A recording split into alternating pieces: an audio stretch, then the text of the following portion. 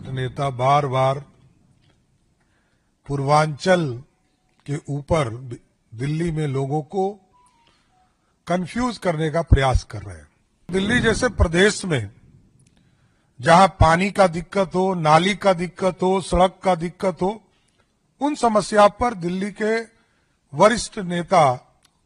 और पूर्व मुख्यमंत्री कुछ नहीं बोल रहे। जब कोरोना जैसी महामारी इस दुनिया में आई तो दिल्ली के तत्कालीन मुख्यमंत्री ने क्या कहा था कि जो बिहार यूपी के लोग हैं वो बिहार यूपी लौट चले जाएं, इलाज तक की व्यवस्था नहीं दिया। मैं देख रहा हूं कि कुछ दिनों से दिल्ली में एक बड़े नेता,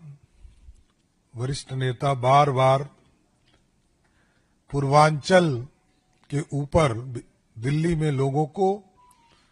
कंफ्यूज करने का प्रयास कर रहे हैं। दिल्ली की जनता बड़ा स्पष्ट तौर पर जानती है कि दिल्ली के भलाई के लिए कौन काम कर रहा है और कौन नहीं कर रहा है। देश के यशस्वी प्रधानमंत्री नरेंद्र मोदी जी के नेतृत्व में लगातार भारत बढ़ रहा है और दिल्ली भी बढ़ रहा है। और दिल्ली जैसे प्रदेश में जहां पानी का दिक्कत हो, नाली का दिक्कत हो, सड़क का दिक्कत हो, उन समस्या पर दिल्ली के वरिष्ठ नेता और पूर्व मुख्यमंत्री कुछ नहीं बोल रहे। और जैसा कि आप जानते हैं, याद कीजिए कोरोना के समय को, जब कोरोना जैसी महामारी इस दुनिया में आई तो दिल्ली के तत्कालीन मुख्यमंत्री ने क्या कहा था कि जो बिहार यूपी के लोग हैं वो बिहार यूपी लौट चले जाएं, इलाज तक की व्यवस्था नहीं दिया और बसों में भरकर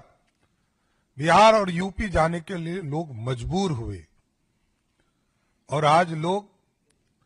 ये गलतफहमी फैलाने का प्रयास करते हैं कि पूर्वांचल के इशू पर रोहिंग्या और बांग्लादेशियों से जोड़ने का प्रयास किया जा रहा है, जबकि उनको पता होना चाहिए कि हमारे राष्ट्रीय अध्यक्ष जगत प्रकाश नड्डा जी बिहार की धरती पर ही उनका जन्म हुआ, पले पले हुए और आगे बढ़कर पूरी तरह इस देश की राजनीति में आए, हिमाचल से का प्रतिनिधित्व करते रहे और जिस बिहार में जन्मे हों उस पूर्वांचल के लोगों के विकास के लिए, उनके सम्मान के लिए, उनकी समृद्धि के लिए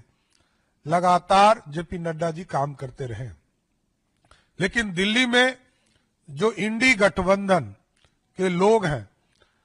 ये ना विकास से इनको मतलब है, ना दिल्ली के समृद्धि से मतलब है, ना दिल्ली में लोग शिक्षित हो,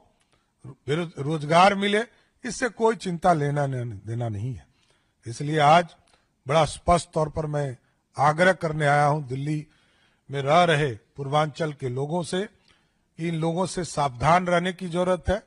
और इन लोगों को करारा जवाब देने का समय आ गया। 10 साल 12 साल से दिल्ली में सरकार बनाकर कोई काम दिल्ली की जनता के लिए इन लोगों ने नहीं किया है। इसलिए मैं विशेष तौर पर सभी लोगों से आग्रह करूंगा कि पूर्वांचल के लोग 2025 के चुनाव में पूर्ण रूप से दिल्ली में बैठी सरकार को जवाब देने का काम करें। और साथ ही साथ आप देखे होंगे कि अपने आप को एक पढ़ा लिखा वर्ग मानने वाले लोग किस तरह महिलाओं का अपमान करके 2 बड़ी घोषणा हुई दिल्ली में, दोनों वहां दिल्ली के मुख्यमंत्री ने घोषणा नहीं किया, दिल्ली के उनके पार्टी के नेता ने किया। ये अपने आप में महिलाओं का अपमान है। महिला शक्ति को आगे बढ़ाने का काम